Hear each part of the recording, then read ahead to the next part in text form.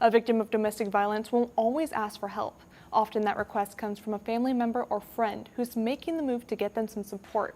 Here are the signs to look out for if you're concerned about someone's safety.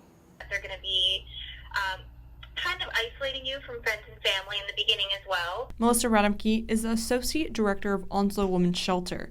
She says domestic violence doesn't start off as physical. So the big ones to look out for in yourself and in friends and family would just kind of be if they're name calling you, if they're putting you down, if you have really low self-esteem all of a sudden, if you lack confidence. Radamke also says there are ways you can help if you recognize the signs. So if you want to talk to somebody before it gets physical like that, you're kind of just going to be letting them know what you observed, letting them know that, they might be in a situation where it could get worse.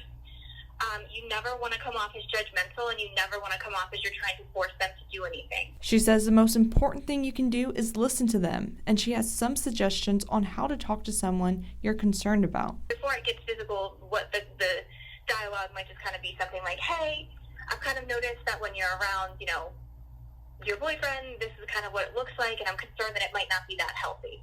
Radamke says you should always focus the conversation on the victim's safety. If it does progress to physical, then the dialogue might be something like, hey, I've noticed that you have a lot of bruises, or you're flinching when he raises his arm, stuff like that.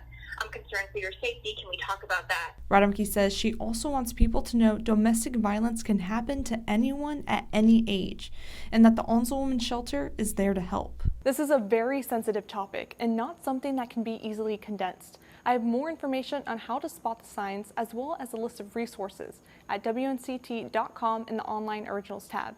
In Greenville, Victoria Holmes, 9 on your side.